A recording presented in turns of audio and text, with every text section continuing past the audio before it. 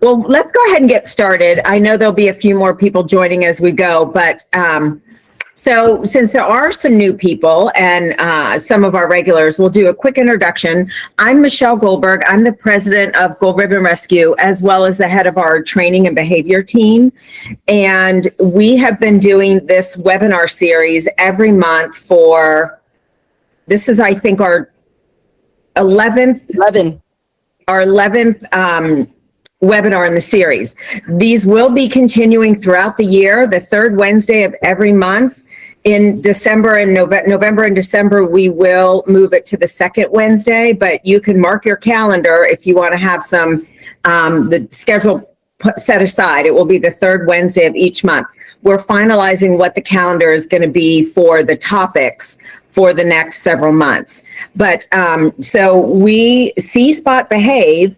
Debbie Puckett is one of the owners and trainers of See Spot Behave, and I'm going to let her introduce herself, but we work with them extensively as one of our preferred training partners on dogs that are in foster care. They've done a ton of work with fosters, with Foster Hope to Adopt, as well as even post-adoption. They work with dogs. And there have been a few times as well that somebody has contacted us to surrender a dog that we really weren't able to help, that they've also then, we've referred with some significant behavior challenges, and they've been able to help and work with. So Diana is Debbie's business partner, but See Spot Behave, you'll see on our website, is one of our preferred training partners.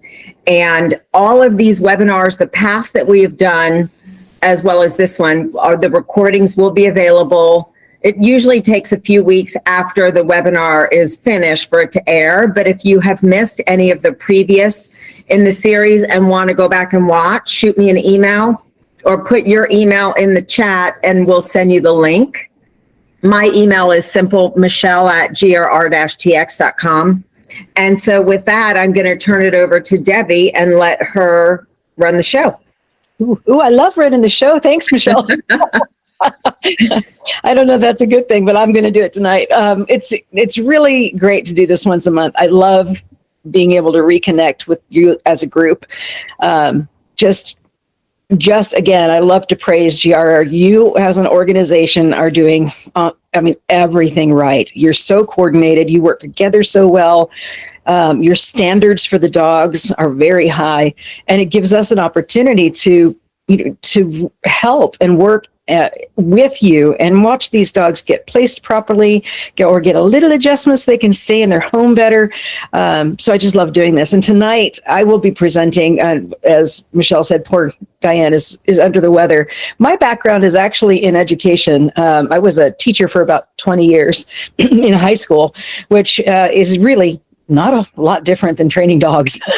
You have to set clear expectations and you provide rewards and good consequences, and learning happens. One of the things that Diane and I really focus on is that you're teaching the dog to think, and you're teaching the dog how to grow and regulate their own emotions and manage in their world.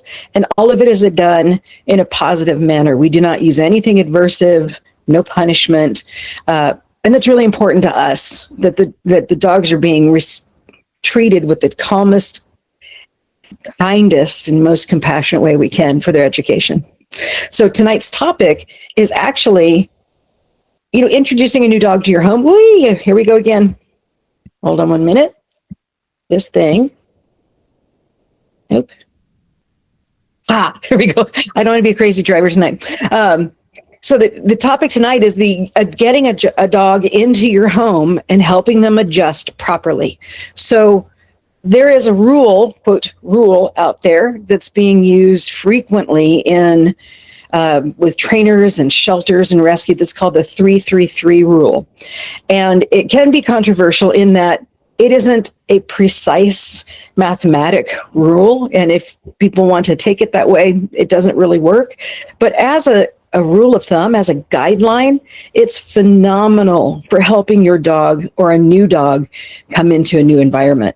And the analogy I want to work with tonight is imagining this dog as a traveler and entering a new culture, a new country, having no language, no understanding of the culture, nothing. And they may even be arriving with a lot of baggage. And so as we go through, we're going to work on what the 3-3-3 rule is and how to use it and how that relates to helping your dog adjust. So here we go. See if it do it without. Yeah, there we go. Okay. So here's what it is.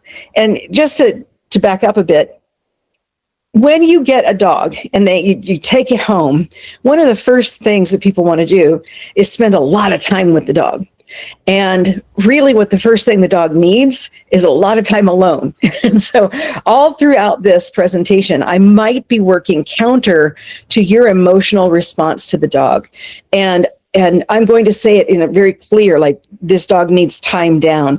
But understand that every dog's an individual. Some dogs are going to need considerably more time down, and some dogs are going to have less. So as we go through this, and I'm laying down these quote rules, understand they're flexible around the dog itself, around the dog's experience, the dog's age, medical conditions, etc.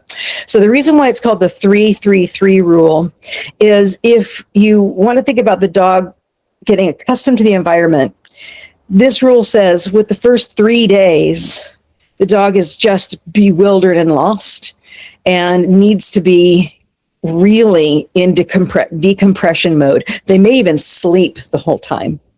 The next 3 is 3 weeks. And about the 3 weeks point is where your dog starts to kind of get comfortable a little bit. They're starting to understand the routines of the household. They're starting to understand the language of the household.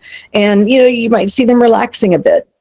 And at that next 3, the third one is 3-month mark. And at the 3-month mark is really when the dog reveals themselves because they've been able to relax enough that guest mask is coming off. Then they start becoming very comfortable. You're going to get a better look on who this dog is. So we have, with the 3-3-3, we have a tool. It helps us with human expectation. What should I expect from this dog? It gives us an idea of the phases the dog is going through as they adjust to our home, and understand that as we go through, I'm going to get a lot of yes buts, and that's okay. This is an ish, so we'll go through that. Here we go. Aha. And I want to commend your organization on already having a phenomenal guide to this that you hand out with your fosters and adopters. And so I have a little picture here of your 3-3-3 handout, and it's outstanding. And so I actually built this presentation with this in mind. So you have it all condensed down already into the handout. So for this presentation, your own PDF that you have here is your handout. I don't want anything different from that because this is excellent. This guide breaks down what I just said, the basics of the 3 days, 3 weeks, 3 months, but I'm going to condense it down to a couple of thoughts for you. We're really looking at the idea of the first 3 days is landing in the foreign country and just disorientation. The 3 weeks is getting unpacked and knowing kind of your local environment, your hotel, and maybe the streets around it. And then that 3 months is when you're willing to explore and go out into and maybe have the courage to use the subway system by yourself, things like that. And the rules here are you kind of have to get grounded before you can go exploring.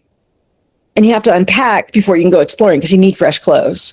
So you can't jump straight into exploring and go straight out and try to figure out the subway system from getting right off the plane.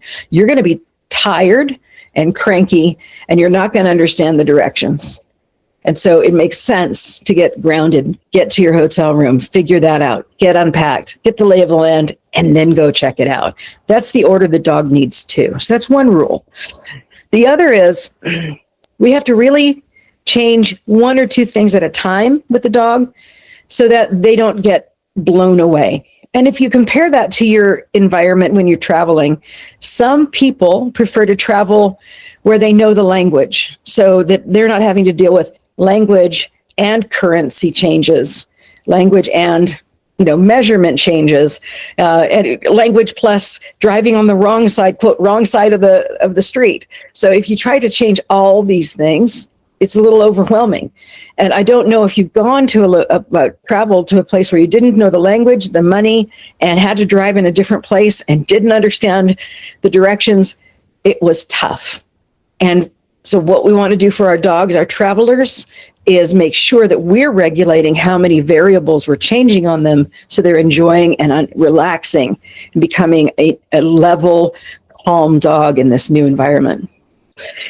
The other thing that we're going to talk about in this specifically is you can accidentally encourage separation anxiety with your new dog in that first 3 days and 3 weeks by having the dog be with you all the time, and they haven't decompressed and had the opportunity to be on their own and be confident by being alone. And so sometimes you get this new dog in your house and you want it to meet everybody and you want to meet all your friends and you want it to hang out with you at the coffee place, and you're going to have it in your bed and you're going to have it following you all around the house. And then you're going to find out that when you go out to get groceries, it freaks out because you have become the center of its world and you just walked away. So we're going to talk a little bit more about that, how the 3-3-3 rule can actually minimize and reduce and possibly prevent separation anxiety. And that's pretty important. Okay. I just want to talk about your role in this.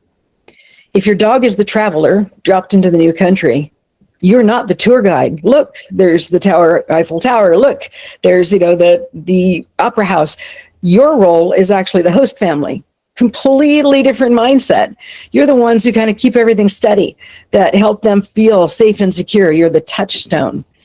And we tend to want to be the tour guide. Like, let's show this poor dog who's had such a rough life or a tough beginning so many cool things. And that can actually overwhelm them. So think about this as you've got your new foreign exchange student and you are their touchstone. You're there to help their lives run as steadily and calmly as possible.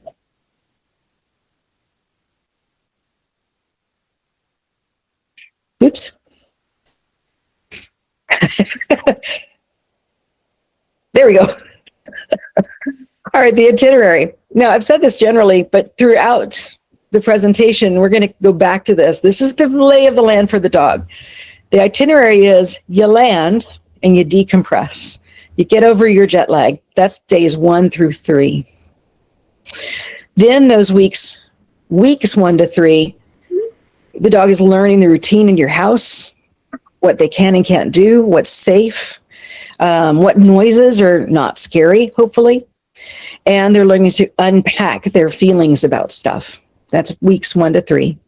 And then when they're ready to explore, that's in months 1 to 3. Now, because of the organization, most of the fosters are only going to see the land and unpack version with the dog. They may not have the dog longer than 3 weeks. So you may not even see the explore part with the dog. Adopters, definitely you're going to get that months 1 to 3 and beyond. And so some fosters you will, some fosters you won't, but I'll hit all of these for you. Debbie, I have a quick question because, and maybe you'll touch on this, but what is your opinion on the age? For example, if we have very young puppies, we tend to be a little bit more lenient in our guidance on this rule, the guidance of the rule of threes. Yes. With an 8, 10, 12-week-old, even maybe a 4-month-old. But it also depends on the background and where they came from. But we tend to be more lenient with the puppies and say, well, they could kind of just be thrown into the mix a little bit sooner because they're babies. Yes, and I'm going to put that later. We'll talk about it, but puppies still need time to rest and decompress, even at the beginning. So stress is both good stress and bad stress, eustress and distress. So those puppies still need to be taking naps. They still need to have downtime to be, emotionally well adjusted. And so, yes, we're socializing them. You can toss them in the mix. They can probably just go meet the new dogs right away, but you need to guard their decompression time and make sure they're taking naps. Kind of like when you have a toddler that hasn't had enough sleep and they're just, hell on wheels. It's the same thing with puppies. And a lot of times people will say this puppy is just too much. And I ask, well, how much does it sleep? And it's not allowed to. There's too much going on. So I would say yes for puppies. We're gonna move this a whole lot because puppies have to get socialization, so they need exposure. But we're going to protect their decompression time. For older dogs and dogs that have had more experience or more trauma, that 1 to 3 days could be 1 to 10 days. It could be 1 to 30 days, really depending on what's going on for the dog. So the decompression time of all of these times is the most important. And as a trainer whose job is behavior consulting, so I work with the dogs that are having challenges or stumbling, the longer you allow the dog to decompress, the more healthy and adjusted it will be. And that's the hardest thing for us because they're a new toy for us too. Right. And if we have dogs that are happy and bouncy and they get along with our dogs, we don't try to decompress them either. And I'll get to that in a bit too. So you think of this on sliders, right? And so that time is going to expand and contract depending on age. Age is longer, trauma is longer. Energy level, nope, not energy level. I want decompression to be true for even if the dog is high energy or puppy. It's a great question. Hey, Debbie, real quick, I'm getting a text that somebody's waiting to be let in. Oh, let me see if I can fix that.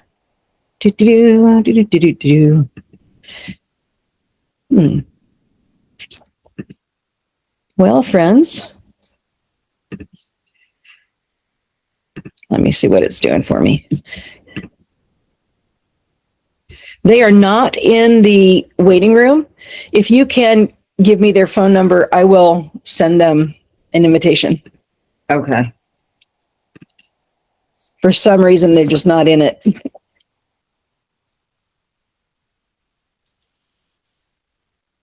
Let me try one more time. Talk amongst yourselves, folks. Let's see. Well, and the other thing that we talk about with puppies, I'll just throw this out there, is it's not always just about the puppy. There's, in our world, because we require another dog in the home for certain ages, there's another dog that you also have to look at for Oh, yes. integration. Oh, yes. Hold on. Who's controls? Yep. Please tell the person I'm sorry. I will bump them in as soon as the meeting allows them. Okay. I'll keep an eye out. Interrupt me if you need to again, Michelle. Okay. All right. I'm going to send you a message with her phone number. Perfect. Once I figure out how to do that. There's a million icons here. Go ahead. Hey, Michelle. Yes. Michelle, I'm in. Oh, never mind. Okay, we're good. Well, we need you there. I'm glad you got in, Julie. Thank you, guys. Gotcha. Good. Okay. So this is my soapbox. Why slow works, why going slow is the most important thing we can do. When a dog comes to your home, they are loaded with cortisol and stress hormones. And any transition, even if it's a happy one, brings on a lot of stress. If we can teach the dog to reduce and manage and recover from stress positively, you're giving them a skill for a lifetime. And it's not something dogs come naturally with unless they've been born to, really healthy parents. They've had a really healthy puppyhood and their environment was conducive to it. And in rescue, that's the unicorn dog. It's so rare. So you have to assume your dog has some struggles. And please, when you come home with the dog, don't toss it in the mix. And it's just, I cringe when I hear, we just got the dog, we've had him for about an hour, and they're getting along great with everybody, the cats and the other dogs. And I'm like, oh. And it doesn't mean they're fighting. It's fine. It just, the dog really needs time to relax. It's like getting off the plane and being tossed right into wedding reception. Just hold on, I got to just take a breath. And even the positive experiences actually have a physical and emotional cost. So we tend to think if the dog is happy, it's fine. But we do have to guard their nervous system. Look at that baby. Oh. All right. Now, your dog is going to be in a honeymoon space emotionally, and they're kind of fake their reactions to you and your household for probably 3 weeks. And what you're going to get is the first 1 to 3 days kind of a veneer. You're going to think this dog is such a great dog. They're not barking. They're calm. They're polite. They sleep a lot. What a lovely dog. And what's happening actually is that this dog is afraid and is trying to figure out, what's going on in the environment, and they mute their emotions and their energy, and they're spending most of their energy on observing what's going on in the environment. And so those first 3 days, you don't know what the personality is at all of the dog. You can assume that the dog that's being quiet is being quiet because they're a little afraid and they're watching. When they get to the 3 weeks plus, 3 weeks to 4 weeks to 6 months, then the mask comes off because they become comfortable, and all of the little behaviors that they were muting will pop out. Barking, jumping, stealing things, guarding, becoming a little reactive or very reactive on walks. And that's when I get calls from people who are like, gosh, the first 3 weeks were gorgeous, and now this dog is, I don't even understand the dog. And there's two things that are happening. One is physiological. We know that they are rebounding, the cortisol is going down. But the other is that socially, they're feeling that it's safe to kind of be themselves and safe to try stuff. Like, can I help myself to the things on the counter without consequence? So I will get people who will adopt a dog and go, oh my gosh, this dog was just literally perfect. And now they've got these behaviors, and I hate to be the one going, that's no surprise. So I'm hoping that as rescue organization and as people who have dogs, we can spread the news that when you adopt a dog, it is likely you don't really know that dog's personality, true personality, until a few weeks to a few months in. Now, that doesn't mean it's Jekyll and Hyde. You're going to end up with a crazy dog. It just means that they're becoming a house guest that is comfortable enough to help themselves to the fridge, or comfortable enough to put their feet on the furniture, or comfortable enough to not throw away their mess on the kitchen counter. And that's a transition that is rough for everybody initially. And then as we figure things out, then we have, training and things that can smooth that and make it easier. If you have the easy dog, don't get lulled into it, I guess is the message. Understand that easy dog might have some stuff that's going to pop up in a bit.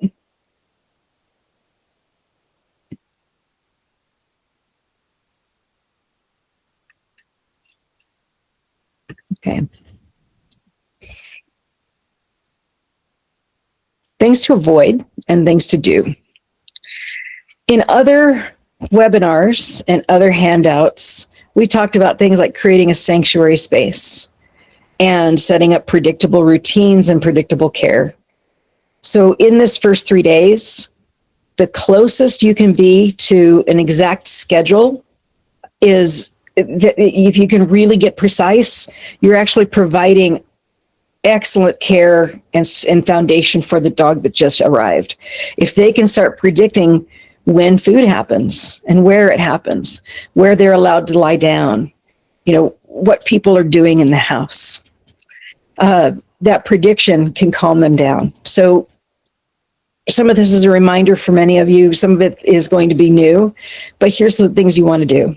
You want to pick a spot in your house that they can retreat to, that no one bothers them, so that they can have a moment to decompress. So if you have kids or housemates or other dogs, nobody is allowed to go and pet the dog on that spot or call them away from it or throw toys at it. Basically, when the dog goes and lays down in that sanctuary space that you've created for them, they are off limits.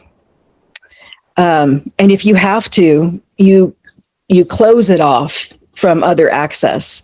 Now, it isn't the point, that's not the crate where you're putting them in the crate for their safety or for not, to prevent them from damaging the house.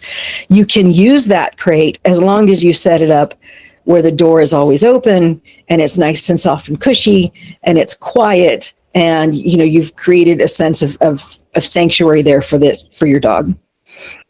For the first 3 days, don't pet the dog unless they come to you. Now I can hear everybody go, "What?" This is so hard. Unless the dog is moving into your space to request affection, don't use food to lure them into your space to touch them.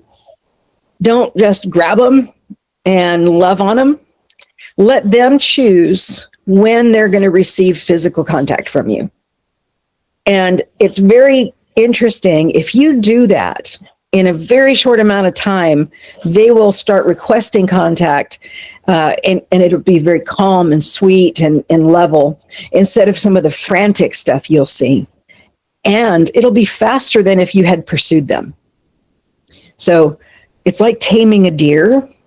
You just hold your breath.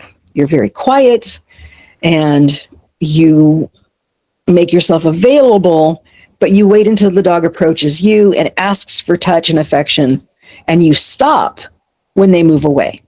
Super important. Then things like, when to potty, where to potty, what naps are, what they look like.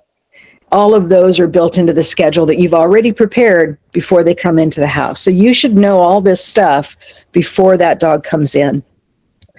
The walks, if you're going to have walks, instead of just letting them into your backyard for the first 3 days, should be decompression walks, not distance and speed for activity level. It should be let them sniff and let them go their own speed. And don't require them to heel. Don't worry about leash manners. Just let them be.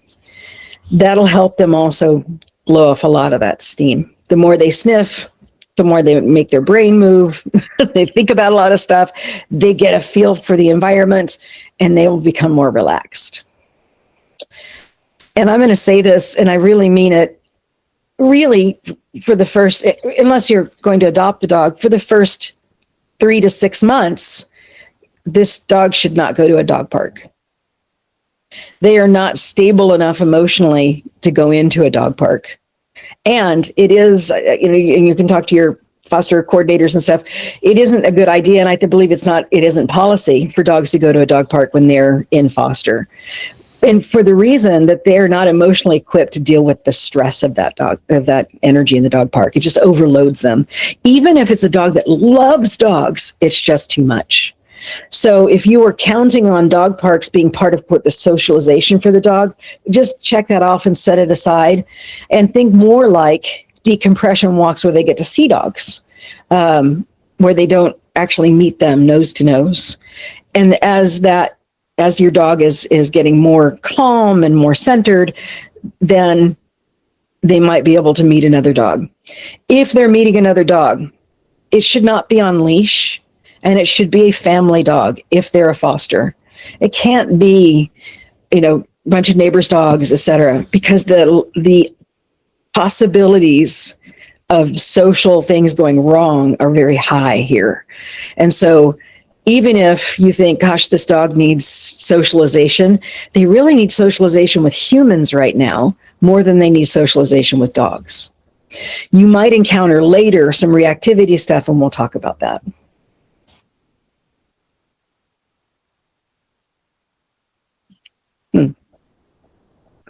This is very weird. I'm sorry about this. I may have to reload. There we go. All right. How do you know if a dog is actually doing well in this phase? They're eating and drinking. I will get people who tell me I've had this dog for 4 days and they haven't eaten at all. Normal. Okay. That is normal for a dog. Once you get to 3 and 4 days, we want to start giving appetite stimulants, something really yummy to get their attention and possibly calling the vet. But it is something you see a lot. They might rest more once they're starting to ground. So when you get a dog, they might be restless at night. They might pace. When they're sleeping, they might be really twitchy when they're sleeping. They are starting to decompress. You'll see that they, melt into the bed. They have quieter, deeper sleep, and they aren't restless. They don't do the pacing. They start to get a potty routine. They might ask to go out. They might know to go to the door. You'll start seeing that come in. They may not panicked or startled when new things happen in the environment, new sounds, and they're willing to explore new spaces. And they'll start seeking more contact. So these are your check marks of, look, they're decompressing well. These are the things that they're doing that say, okay, we can move on to the next stage. And the next stage is when they are getting a chance to have even more exposure. So this is the 3 weeks. So that was the first 3. This is the second 3 weeks. Yeah. So just a couple things on that, how to know, because we see this a lot where particularly because we ask for foster reports after the first 3 days at the end of 72 hours. And some of the common things that we'll see or I'll see in videos, they, rolled over for belly rubs. Yes. Wagging tails and licking hands. Yeah. Nice. So and that's seeking contact. Yeah. They're actually relaxing the contact. And that's when we'll see that pretty commonly at the end of 3 days or longer. One thing I want to say about licking, dog licking is often a request for you to move away instead of affection. And so it isn't one of those things I always say, hey, that's good. Often you'll see this with dogs that lick kids' faces when they come up, they're licking kids' face. Often that is, hey, can you just give me space? And they do it to each other. So unless it's you're in the middle of happily waggy, loose, joyful body language, if they're licking and you don't have that loose body language, then they're actually licking because they need space. So that's not always the best indicator. However, rolling on their back in waggly, loose body form, absolutely great. Rolling on their back and they're kind of tight, that's also a request to be left alone. So it's a little bit under interpretation. Wagging tail, loose wagging body, excellent. If they have a tight body and their tail is wagging stiffly, then they're nervous. So, it's all up into interpretation. But if you look at the body language stuff we have, you'll have more information about that. So the easiest thing to think of is how loose is the dog's body. That'll tell you if they're doing well. Yeah. Not the actual body, what's the tongue doing? What's the tail doing? It's how loose is the overall movement. And that'll tell you that's a relaxed dog. Good point. Anything else? That's a good point. Not right now. Okay. All right. Language school. So at weeks 1 to 3, they're starting to learn things like when you say, hey, do you want breakfast? They know that's what that means. They're starting to pay attention and they're listening to you. They're also watching other animals in the household. If you have other dogs, they're starting to be able to do some things like settle down. They're starting to understand some of the unwritten rules in the household, and they're starting to go along with that predictability.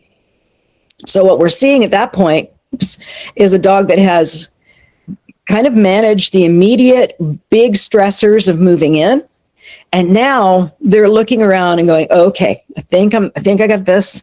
And you'll see that in this time period, this weeks 1 to 3, they might become a dog that follows and watches you an awful lot. And that some people interpret that as, hey, this dog is affectionate. And it actually could be this dog is just trying to figure it out. What are the rules? One of the things I want to bring back to your attention, if you've taken the webinars, and if you're new, this is very important. This idea that the dog has a stress budget and that we need to keep them under threshold. So a trigger is anything in the environment that it increases the dog's arousal level, which increases cortisol and stress hormones, et cetera. And it can be both good energy and negative energy for the dog, but it still increases stress. And the more of those triggers that happen in, a tight time period, the more the dog marches up to a threshold where they can't handle it and they're overwhelmed. And overwhelm in new dogs can look like shutdown, where they just go lie down and try to block out the world, but can also look like hyperactivity, jumping, licking, pushiness. It can look like, zoomies. So it can go either direction. So you want to watch and get what's the baseline, when is a dog calm, and then what seemed to be triggering the dog. And you kind of want to look in a period of 24 hours instead of just immediate. So for instance, I'm fostering a dog right now that if something sudden happens, he freaks out to that thing. And right now it's if anything falls, like a pencil falls off the counter, for him, it was an atomic bomb. He freaks out. Is it the pencil or is it all the triggers that stacked for that 24-hour period that caused him to freak out? So, and for him, it's definitely the triggers, the stacking. He's not afraid of pencils. Okay. So being aware of when is the dog reacting and what was going on for hours before that will help you get an idea of what your dog's threshold is and if there's anything we need to work with. So the examples are tiny, like morning walk. That's a great experience, but it is a raising of cortisol. And then a car ride, which for some dogs is not great and some dogs is wonderful, but it actually is added. So you've got that much more cortisol and stress in the system. And then a new visitor. And then something really tiny, like a pencil, falls off the counter and the dog explodes. So when we are doing the introduction to the environment, you want to think of it that way too. I'm going to introduce small things so that when they stack, I'm keeping them in that green and slightly orange area, and they're not continuing to stack up. So I'm going to change one thing at a time. If I were going to have my foster exposed to these things, we would do a morning walk and I wouldn't take him on a car ride and introduce him to a new person that day. He wouldn't get all three of those things in one day. That's helping with his budget. If he goes to the vet, we don't do anything else for 2 days, the day before and the day of the vet. And then I watch and see what's after. The day before is to keep him low level stress. So when he goes to the vet, he's calm. And then if he's really has a bad experience, then I'll probably not do anything on the day after the vet either. Decompression the whole time. So you have to pad their experience.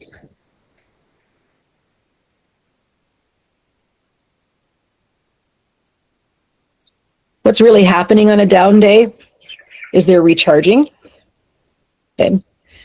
Things that I see people do that I think is a lot of fun for the people and sometimes really fun for the dog is they take the dog to pet stores or Lowe's to socialize them, and all in the best intentions. And unfortunately, what happens there is you're stacking the dog too soon and they're too excited or they're overwhelmed and they start to become afraid of being out in the environment. Go slowly on these things. Cafes, breweries, taverns, dog parks, which we really don't want you to go to, and crowded events. I am working with a dog right now that their very first experience was a family reunion of over 150 people. They brought their dog home on the day of the family reunion. And so the dog was introduced to that many people and all of their dogs. And he was very deeply impacted by that. He's very afraid of strangers.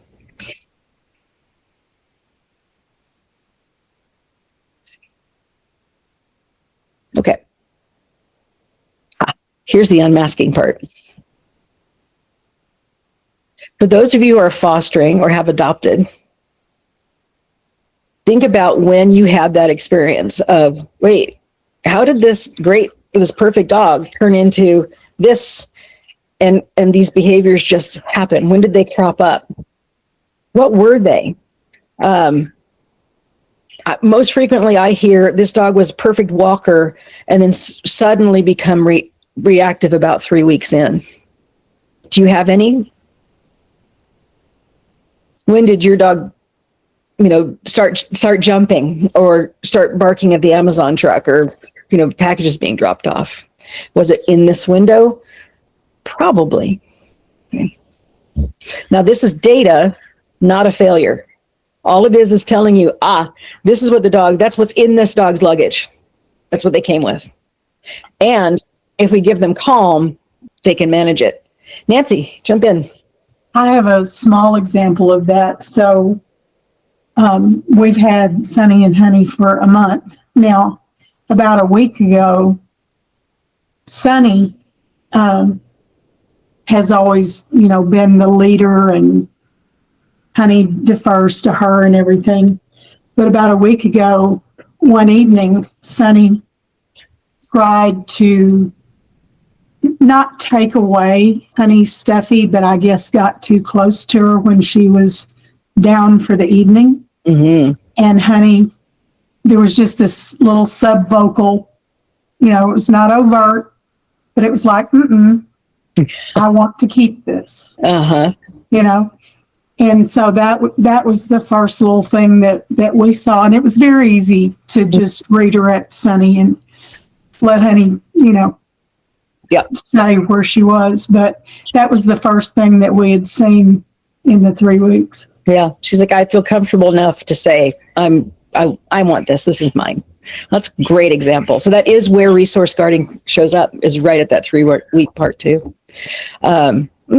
In fact, I'm dealing with a client that is seeing a dog that didn't chew, didn't steal things, didn't resource guard, and almost exactly at the 3-week point is starting to resource guard and steal things.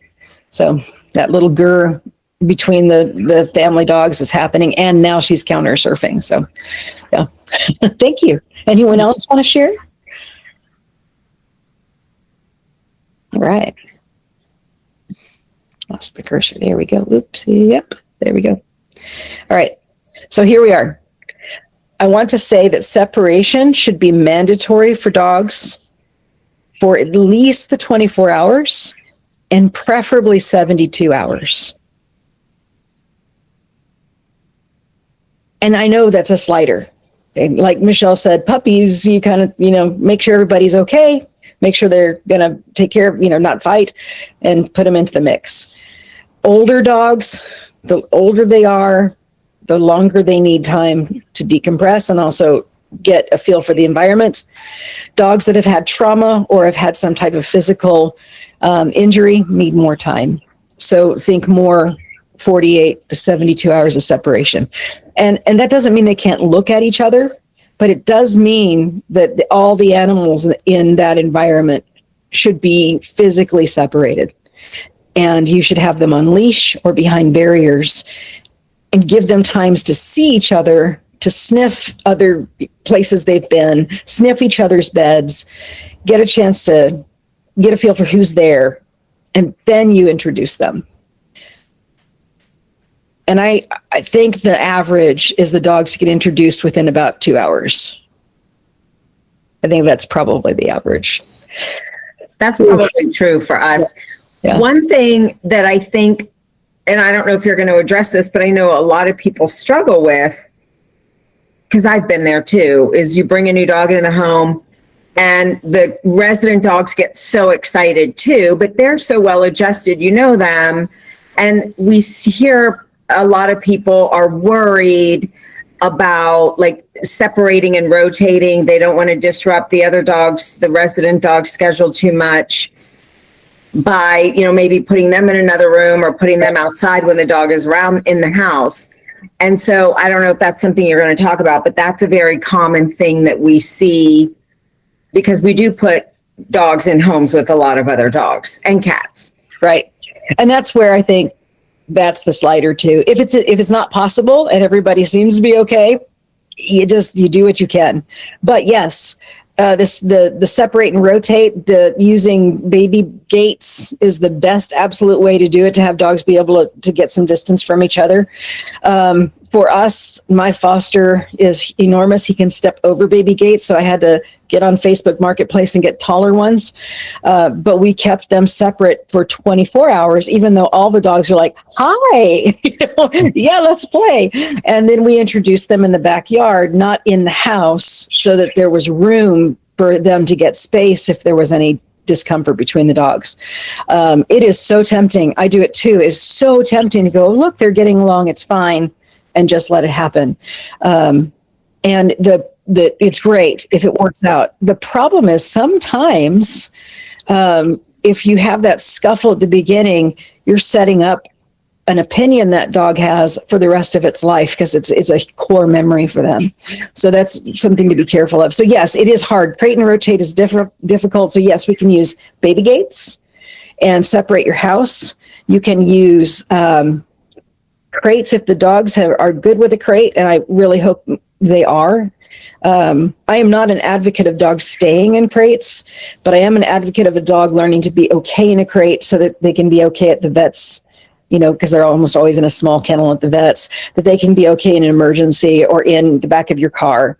And then if the dog is in, behind the gates and we've got their sanctuary space, we don't let the other dog in that space or other dogs in that space. So it's always this dog comes out to go out and you have to shift between spaces. But I will not let anybody go into the new dog's sanctuary area. So it's a lot of leashes. Dogs, just to move them, I put them on leash so there isn't chaos. And for me, chaos is usually because I have 5 or 6 dogs when I have them going. So it can be quite chaos. Now, like I said, I'm sounding like a hardliner on this because I'm always dealing with this hard end of it, the ones where the dogs have had problems.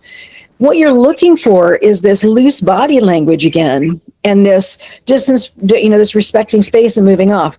If you see that and everything is going well, and you can use the leash and then move them out into a larger space to introduce them, do it. It's okay. And so, Michelle, I think what I'm addressing is I'm going to the extreme, the dog that has the most trauma and is the highest fear, etc. That's where we need to be. But a lot of the dogs you can introduce sooner than that.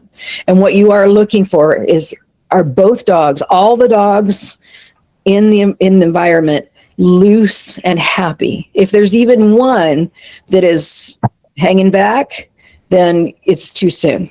You can't introduce them yet. Okay. And you have to do as much as you can to make the introductions boring.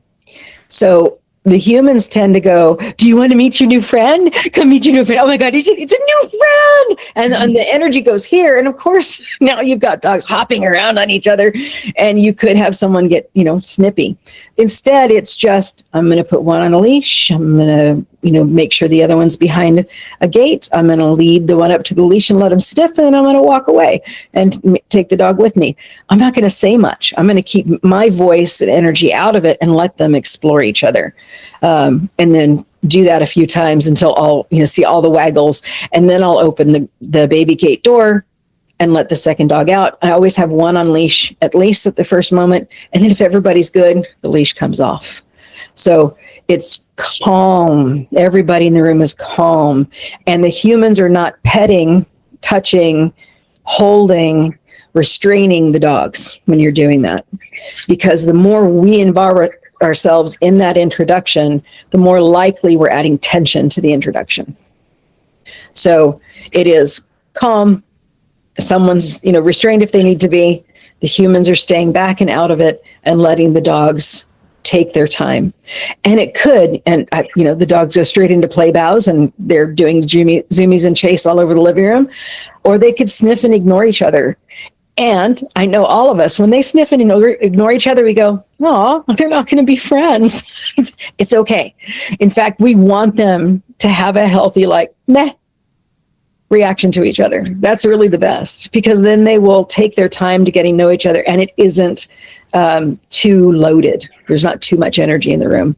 So I love it when the two adults do a sniff and they go, oh, hi, yeah, hi. And then that's it. There's nothing else to it. They're in the room and we're done. Because I can say from that point on, we're not going to see any problems. So that's what you're aiming for, is calm. Okay. So when to advance, when you've got dogs that are slow level, when dogs that can settle, when you've got dogs that are not obsessed with each other, whining, pulling, straining to go get the other dog, that's too much energy. You want to bring it down. You may want to introduce them when the dogs are tired, like you've taken one for a walk and they're not quite as hyper. You definitely don't want to have anything in the space that could be guarded. Water bowls, food bowls, toys, treats, chews of any kind. So when it's time to introduce the dogs, you're going to have to do a full check of the environment, a full check of dog body language, make sure you've got ways to escape, move one out the back door, move one into the kitchen, move one past a baby gate if you have to. there's a lot of resources on that under the multi-dog webinar that we've got. And it's the integrating a multi-dog household. So we can do more there. Okay. And you hope you get this picture where they're sweet and cuddling on each other, which I love. When is it time to bring people over? You know, one visitor, a family or kids or events. It is the same measurement. When your new dog is able to be calm and not highly stressed, you want to go very slow with these introductions, and you want to make sure there's always safety set up. So the default setting is that your house is quiet and the visitors are after the dog is calm, after you've got those green lights where they're kind of relaxing and they're accepting petting and they're much more comfortable in the space. Always introduce the visitor with the dog on the leash or behind a baby gate so that you've got a safety mechanism and the dog will feel safer. When it comes to bringing kids into the house, I really would like to have the dog on a leash and behind a baby gate, 2 levels of control, and that the dog is always on the leash and an adult is always in the room when a child is present. And that means that if you have to get up to go like change something in the kitchen, you just take the dog in the leash with you if that child is in the room. And for us, for most trainers, a child under 8 and under, should not be alone with a dog. And that's also the maturity, how mature is that 8-year-old? But 8 and under is the bare minimum. I really prefer 10 and under because a 10-year-old has a better understanding of the consequence of a dog that might not want to be petted. So when you have little ones, I wouldn't let the dog, if it's a foster dog, meet a very small child that's a guest, unless we had 2 levels of security, a gate and a leash. Can you dig into that just a tiny bit more? Because we don't allow families to get approved that have children under 8. Yeah. But that live in the home. But then sometimes they have family members, grandkids, a neighbor, and we often hear, well, they live with a dog. They're comfortable with big dogs. And so we say, and that's great, but we don't know this dog. Correct. And so, we're not trying to be mean, and Goldens are the quintessential family dog. We all know that. But we worry for our foster dog because we don't want any red flags or black marks, because if something happens, they're the bad guy. Yes. And yes, so I am assuming that you don't have children in the foster space, but these are guests. They're not supposed to. Yeah. Well, but it happens. Right. So these are guests coming in, and for instance, I have 8 grandchildren. They're all under. Well, one is 10. Everybody else is under 8 years old. They're all small. My own dogs do not spend any time unsupervised with the grandkids ever. That's just for me, safety. And because it can be so unpredictable and so fast. And I've got complete sweethearts of dogs. There's never been an indicator that would make me think, oh my gosh, I need to be an eagle's eye here. But kids are unpredictable. They make high-pitched, weird noises. They move funny. They don't move like adults. They tend to really violate physical space and bubbles, and they tend to violate resource guarding. They violate resources. And so dogs are like, what is this thing that is all over the space? And even if it's a happy, waggly, really joyful dog, they can get their hair pulled the wrong way and they snap. Now, a snap on a dog is always on the muzzle. So if a mama wants to say, don't pull my ear, puppy, she will snap the dog's muzzle to say, stop it. Dogs are engineered to receive that because they've got, the bone structure for that. We don't. Okay. And so if a child gets a normal dog correction in the face, it's going to be damaging. So for a dog, the dog was like, well, I was just saying, stop it. Right. But the level of damage on a human is pretty high. And that's differential. And then if you've got a younger dog or a dog that does not have social skills, they might just decide, I've had enough, and, and bite. That is not worth the risk for the kid or the dog at all. And so if you're looking at vacation time and you've got family coming over, I know the organization has sometimes the ability to do like respite and things like that. If you notify them in enough time, go through a due diligence on that. You can also have someone sit with the dog separately with a leash even, or have them in their sanctuary space, or have them in overnight boarding. My brother boards his dogs overnight when his grandkids go to visit. Just simple, keeps it safe. But that they're all under 8. Thank you. Yeah, you bet. And that's also applies to grandmamas and grandpapas that have wheelchairs, canes, and walkers. Those can also be extremely freaky for dogs. And so if you have somebody's mobility is really challenged or has those assistants, you might want to consider having the dog not be a part of that gathering as well, unless you've taken the time to train them on it.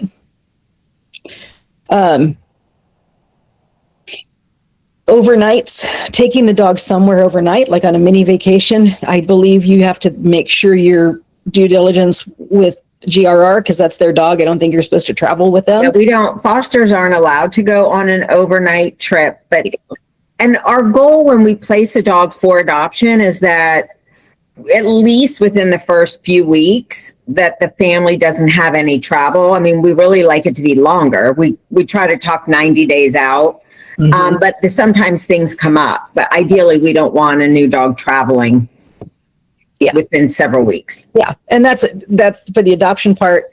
I would agree, mostly because they don't even know if you're coming back, and then now they're traveling. Where are you taking me? They don't have the bond yet. So I would wait on that, just getting settled. The last thing is the 30-second rule. And that means if you can't get the dog reset and out of the space and into a comfortable space within 30 seconds, the environment is not appropriate for the dog.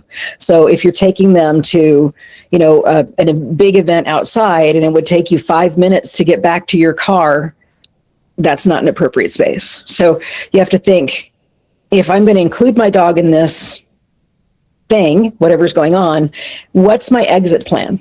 How do I get my dog out of it, and calmly out of it, and quickly out of it? So those are the things you need to think of.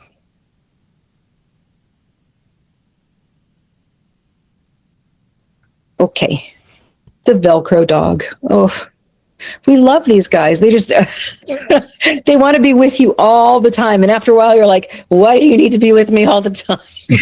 They are stuck by your side. This tends to be the dog that does not have a healthy attachment style. And it tends to be the dog that is, had some trauma in their background, and they just want to be right next to you all the time. If you really foster that, you can make the dog more dependent and possibly create separation anxiety. And so because foster homes are temporary, it's really good that if you relax the attention that you lavish on the dog. So it isn't a lavishing of attention. It is attention, but it isn't, I love you, love you, love you. I'm going to give you treats all the time. I'm going to have my hands on you all the time. I'm going to invite you to be in the room with me all the time. You have to encourage the dog to have some separation from you. That if you leave the room and they can't bear it, you see a dog that could have some separation anxiety issues. So practice stepping away from the dog, even one step, and seeing if they can stay down. You don't have to command them to, but if they're comfortable doing that, practice being able to just go around the corner and step right back and see if the dog can stay in place. Start in tiny movements away from the dog and make larger and larger movements away, and see if you can get up to about 6 feet away where the dog will stay put and you can move that far and they won't follow you. And if you can get to the point within your 3 weeks as a foster where the dog allows you to go into another room without you, you are preparing them for transition to another home. You're doing a great job. If they can't, you're not a failure. It's just a really, really good thing for the dog to have that level of independence. I have right now I only have 3 dogs. 2 of them are like, you go in and out of these rooms. I'm not following you. This is way too much exercise. They are not going to follow me around the house. They're okay. I have 1 that would like to follow me everywhere. And I have to practice closing the baby gates and reassuring and then stepping away. So he's learning independence. So that's a really important thing that you could do to prepare this dog to have a healthy life with their new home. If you have adopted a dog that is glued to you, it's such a compliment and you want to love on them and you want to encourage that. I'm going to ask you, try to just encourage them to get some distance from you. Do these micro movements away from the dog. And we've got a webinar that's about fearful dogs that has some of that information in it on how to do it. So we can do that. But what you're looking for, a dog that is securely attached, has enough confidence that you can be away from them and they're not panicking, and enough confidence you can walk out the front door and they don't immediately go into panic. And that's something you can build over time. Michelle, didn't you have a dog with separation anxiety? I know. I always joke that I'm the one with separation anxiety. I forgot. Yes. I have a hard time being far away from my dogs, but we've had a lot of dogs in GRR care that, because they've been alone for so much, that's one of the most common reasons that dogs get surrendered to us, is because they're left alone so long. Then they go into a home where somebody's around a lot, and then we have to try to figure out what's the anxiety. Is it separation anxiety? Are they just adjusting? Mm-hmm. So we do see that a lot. Yeah. And one of the things that also gets misinterpreted is confinement anxiety and separation anxiety. So if you're using a crate and the dog is panicking in the crate, it could be separation anxiety or it could be confinement anxiety. So we'll talk about that in another, actually one of the things I'm going to suggest we talk about with crate training and stuff, Michelle, or confinement training. But that's something we'll look at too. All right. Here's your alone time practice. For a dog that can't be alone, you're going to do micro, tiny things in just minutes, not hours, or even seconds. You're going to make it very easy to use, very easy to do for your dog. And you're going to do things like doors or baby gates inside the house. So it's not a giant deal, but you're going to just walk through a threshold and close the baby gate between you and the dog, and then go right back in within like 1 beat. So dog gets used to having something between you. And when they get comfortable having something between you, then you can start stretching the distance and the time. Then you would start working on where they can't see you, like a front door, or where they actually are going to be in a pen and you're going to be in a room that they can't see you. When you're practicing giving a dog some independence, don't go make your first excursion out of the house to go do grocery shopping for 3 hours and run your errands. That's way too much of a dip into aloneness for that dog. So if you have a Velcro dog that is having difficulty staying home alone, your excursion should be like 1 minute at first, working up to 20 minutes and then an hour and so on. If you can set up a camera in the house to see how they're responding. What you want to do is clock how long it takes them before they get real stressed. And that's the window that you have. So if they start getting stressed immediately, that's your window. You have to start walking out the door 1 second and coming back in. If it takes them 15 minutes to get stressed, then you can be gone for 14 minutes and be home on the 15th minute. So that's the way to help a dog be okay. If they are going into full panic and are destroying things and freaking out, you need help. You need to call and talk to your team, or give us a call at C-Spot Behave, because most anxieties are self-fulfilling. They tend to grow themselves. And so every time you start to do things that predict you're leaving, the dog's panic will stair step before you even walk out the door. So we have to capture that.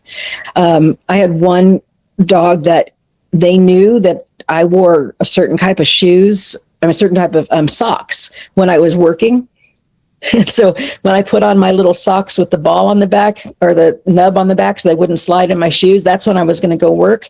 And they would, as soon as I had those socks on, panic would start. They're so perceptive. And so I had to start wearing those socks when I wasn't working. So they realized that it's no big deal. Those socks are not necessarily a predictor of departure.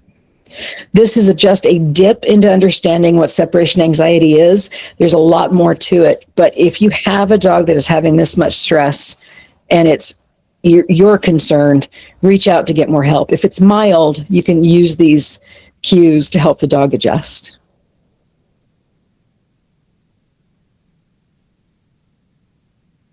I have a quick question. This actually came up earlier on one of my on our matchmaker team call. What is your opinion about leaving the TV on for dogs, having them watch TV, or whether they watch TV or not, I don't know, when you leave the house? Is that a good idea? Not a good idea? It depends. If you don't watch TV and you turn it on when you leave the house, it becomes a predictor of them being alone. So you should only have the noises on that are the same as noises you have on when you're home. So if you have... Is there any concern of the because how that conversation came up is we were talking, I don't know why we were talking about squeaky toys, but I know that in Europe, there are some countries that ban squeaky toys. Then we started talking about creating obsessive behavior, which then came up with the TV. And not even when you're home or not home, but could the dogs having the TV on, and maybe depending on what's on the TV, could that create any kind of obsessive behavior?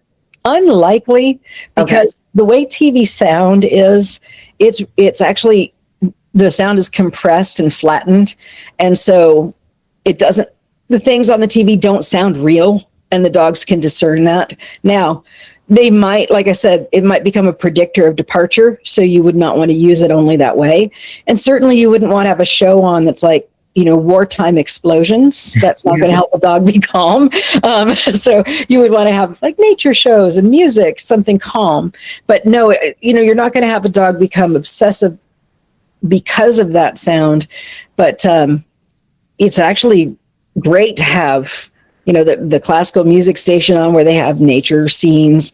If your dog watches TV, I've got one that does, I'm careful. I just leave music on instead, because I don't want him to watch the TV. It's not good for his eyes.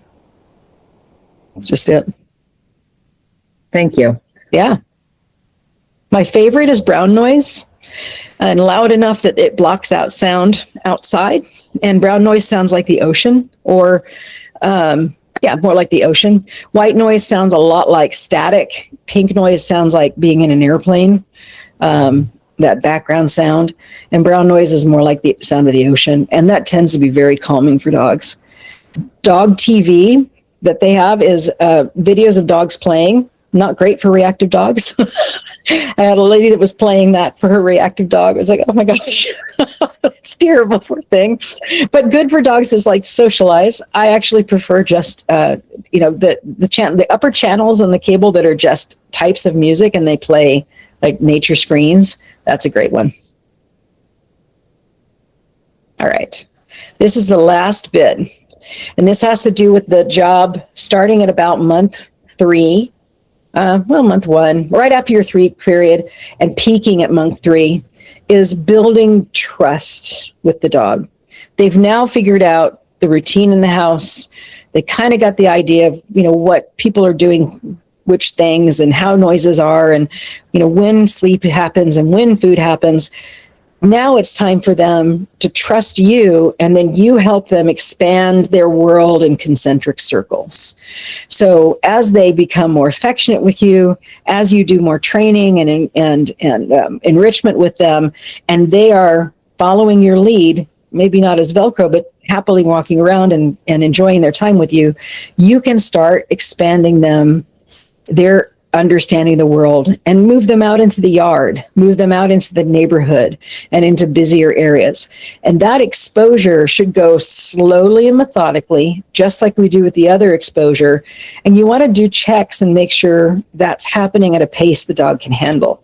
So the checks that we're looking at here are things like, where's the dog today? It's that trigger stacking. Is the dog nervous today? Then I'm not going to take them.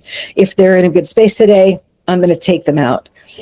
If my dog is okay in my yard, I'm not going to immediately take them to Home Depot where it's really noisy and different. I might go to the little neighborhood park, the pocket park. It doesn't have a lot of traffic because it's similar to my yard. So when you go to that next step, think about their nervous system in that way. Am I overloading it by adding too much information? I wouldn't take a dog that is freshly in the front yard and looking around to downtown Austin to deal with street noise. So think about just dialing up slowly. Also, think about consent. If you're getting ready to take the dog to some place and they hit the brakes and they're not interested, or you can see they're nervous, they're saying no. And if they are saying no, don't push them through. It's okay to abort and say, we're done. You clearly aren't enjoying this. I took the foster I have now down to Peace Park. I was thinking he would be so happy down at Peace Park. He sat in the back of my car sniffing and with his little hind legs trembling. He was ready to sniff. He wasn't getting out of the car. So my plan was to take him out to walk. I had to abort that plan. We sat in the back of the car and I fed him treats until he was calm and he could lie down and watch the world from the inside of my car with the hatchback up. And he could calmly, see what's going on. And then at one point he got up and he moved to the front seat and curled up to take a nap. That was him saying it's time to go. So I had to go with his lead instead of what my plans were. And in fact, I had arranged for a friend to meet me. We were going to walk together and I'm so sorry, but we're doing this instead. And then you need that exit strategy too. If you get to Peace Park and the dog says no, you have to be able to get out. So if you walked all the way down and your dog hits the brakes, you have to be able to leave and not be, well, I can't leave because I'm waiting for a ride or whatever. So you have to plan for getting your dog out of there. So if I had walked down and he had hit the point of like, I'm not going, I was able to call my partner if I needed to and have her come get us. So I put that plan in place too. If your dog is uncomfortable at all when you're trying to expand those circles for them, it is far better to not do it than to push the dog through it. I don't know if you grew up with the parents or the grandparents that were like, hey, just push them in the pool, they'll learn to swim. That's not how it works for dogs. You push them in the pool, they learn that it's scary and they don't go near the pool. So are you building coping skills with the dog? Are you helping the dog adjust? Are you helping the dog settle and be calm? All of that is check, check, check, brilliant. If the dog is hesitant, fearful, reluctant, then you're just back up to a point where you can get them back to the baseline of calm. And that's your job from the time they start to feel comfortable in your home until the time they go to either their new home, or if you have just brought this dog into your life, that's the job forever. You're helping them be comfortable. And as they grow, you're expanding and expanding. That's those circles. Questions about this part? It's vague, unfortunately. Yeah. Joan, jump in. Sorry, it says Joan Blankenship. That's my wife. Sorry about that. Hi. Yeah, that's all right. I'm Mark Blankenship. We're preparing to adopt with GRR, and we were approved back, and then we had to postpone it. And we're at our age, we're looking at an elder dog, possibly. Does all of this change with an older dog or a dog that maybe is so set in their ways, or, they're already 8, 9, 10 years old? I doubt they have ways, honestly, because the ways are about the environment they were in. And so you get to teach them the ways when they come into your home. And so, yeah, it applies. And you want to go as slow as that dog is comfortable going. And you want to teach them routine in your house and teach them, what their space is, their safe space. And you want to introduce them to visitors slowly, and you just show them what you want and how they should navigate in your home. If they came out of a foster, would the foster already have a lot of information about? Oh, yes. Yeah. How that dog will evolve? The foster reports and the information that you'll get from the group is amazing. It's really neat. So you'll know, what's the energy level of the dog, what they enjoy, what things that they are working on. Down to the point of like, this dog really just wants to sit by your feet. You'll get all of that. So yeah, you can rely on the GRR reports and the information. They are the best rescue I have ever worked with as far as information goes. So Mark, I can jump in. Jump in, John, yeah. And we're similarly situated. We adopted a 9-year-old dog last year. We're seniors, and the information that we got going in was extremely helpful, and so was the people support. Mm-hmm. The only issue we ended up working through was separation anxiety, and C-Spot Behave was real good helping there. So, It's worked out well. You're pleased? Absolutely. And I think Sonny's pleased. On the other side of the room. So much so that these days I've signed up to do transports. Oh, that's great. Yeah. No, so anyways, older dogs need love too. And I'm always happy to hear someone looking at a older dog. Me They're our too. hardest dogs to place, unfortunately. So it is great. Nancy and her husband just adopted 2 almost seniors. I mean, one was a senior and one was close. They were a bonded pair. Jim adopted a senior. I know the Blankenships were ready when you guys are ready to come back. The one thing I will add about that is if the dog's already been in foster care, we have foster reports. You can meet the dog, talk to the foster. But as the team of matchmakers, and we have a few of them on the call, but we always put the caveat, but that environment's not going to be your environment. And it's almost impossible for us to have a recreation of exactly the same environment. So even though the dog was this way in this home, it's still not a guarantee that it's going to be this way in your home. Michelle, do they have a harder time getting over that transition? In other words, is it harder for a 9-year-old dog, or Jim may know this, to make that transition? It's like, oh my gosh, another new house, another. I think, and I'm 100% guilty of this. Daily, we humanize the feelings that we have on our dogs because we think, oh, that would be really hard. We don't like moving dogs around a lot, but it's the reality. And some dogs adjust better than others. Some dogs just don't miss a beat. Right. We've had dogs surrendered to Gold Ribbon as old as, we actually had one pair that were 16. Oh my God. We have a dog coming in tomorrow, maybe. We have 2 dogs this week that are not 8 and 9. One was adopted 3 years ago, surrendered at 5.